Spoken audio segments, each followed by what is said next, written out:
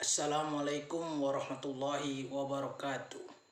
Perkenalkan, nama saya Wahyu Fikriansyah dari Program Studi Manajemen Pendidikan Islam IAIN Sultan Amai Gorontalo.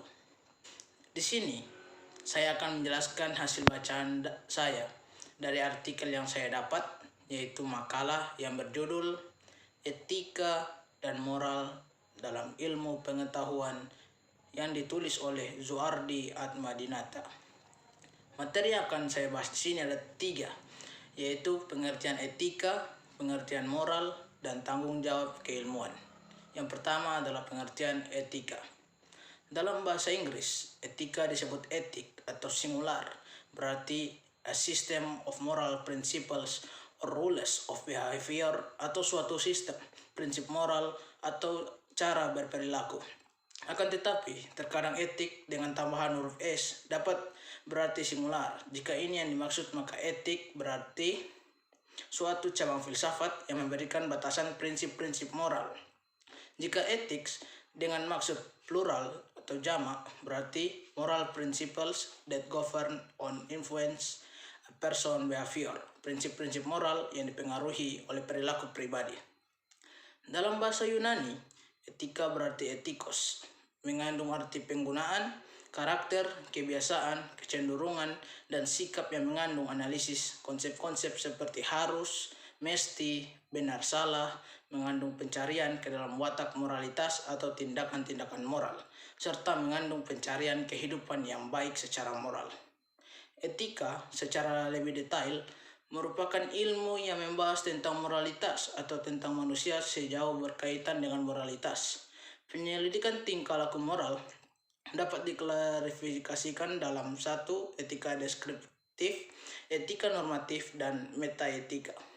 Yang pertama ada etika deskriptif, yaitu mendeskripsikan tingkah laku moral dalam arti luas seperti adat kebiasaan, anggapan tentang baik dan buruk, tindakan-tindakan yang diperbolehkan atau tidak diperbolehkan. Objek penyelidikannya adalah individu-individu, kebudayaan-kebudayaan. Kedua, etika normatif. Dalam hal ini, seseorang dapat dikatakan sebagai participation upwards, karena yang bersangkutan telah melibatkan diri dengan mengemukakan penilaian tentang perilaku manusia. Ia tidak netral karena berhak untuk mengatakan atau menolak suatu etika tertentu. Yang ketiga, metaetika. Awalan meta atau Yunani berarti melebihi, melampaui. Metaetika bergerak seolah-olah bergerak pada taraf lebih tinggi daripada perilaku etis, yaitu pada taraf bahasa etis atau bahasa yang digunakan di bidang moral. Yang berikutnya ada pengertian moral. Menurut K. Bertens, secara etimologis, kata moral sama dengan etika, meskipun kata asalnya berbeda. Pada tataran lain, jika kata moral dipakai sebagai sifat artinya sama dengan etis. Jika dipakai sebagai kata benda artinya sama dengan etika. Moral berarti nilai-nilai dan norma-norma yang menjadi pegangan bagi seseorang atau suatu kelompok dalam mengatur tingkah lakunya. Moral berasal dari bahasa Latin moralis atau kata dasar mos, moris, yang berarti adat istiadat, kebiasaan, cara, dan tingkah laku.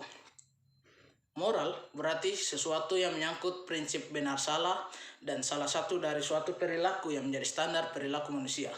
Bila dijabarkan lebih lanjut, moral mengandung 4 pengertian. Yang pertama, baik buruk, benar salah dalam aktivitas manusia. Yang kedua, tindakan yang adil dan wajar. Yang ketiga, kapasitas untuk diarahkan pada kesadaran benar salah, dan kepastian untuk mengarahkan orang lain agar sesuai dengan kaidah tingkah laku yang dinilai benar salah. Dan yang keempat, sikap seseorang dalam hubungannya dengan orang lain. Berikutnya adalah tanggung jawab keilmuan. Ilmu pengetahuan menghasilkan teknologi yang diterapkan pada masyarakat. Ilmu pengetahuan dan teknologi dalam penerapannya dapat menjadi berkah dan penyelamat bagi manusia, tetapi juga bisa menjadi bencana bagi manusia. Disinilah pemanfaatan ilmu, pengetahuan, dan teknologi perlu diperhatikan dengan sebaik-baiknya. Proses transformasi ilmu pengetahuan yang dimanfaatkan oleh masyarakat tidak terlepas dari ilmuwan. Seorang ilmuwan akan dihadapkan pada kepentingan-kepentingan pribadi ataukah kepentingan masyarakat, akan membawa pada persoalan etika, keilmuan, serta masalah bebas nilai.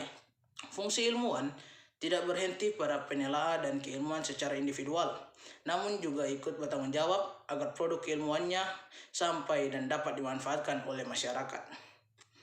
Ilmu merupakan hasil karya perseorangan atau yang dikomunikasikan dan dikaji secara terbuka oleh masyarakat.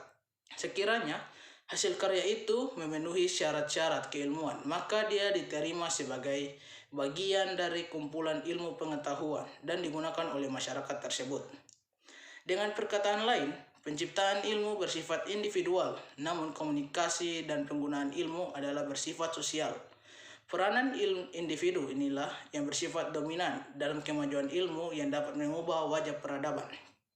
Kreativitas individu yang didukung oleh sistem komunikasi sosial yang bersifat terbuka menjadi proses pengembangan ilmu berjalan secara efektif.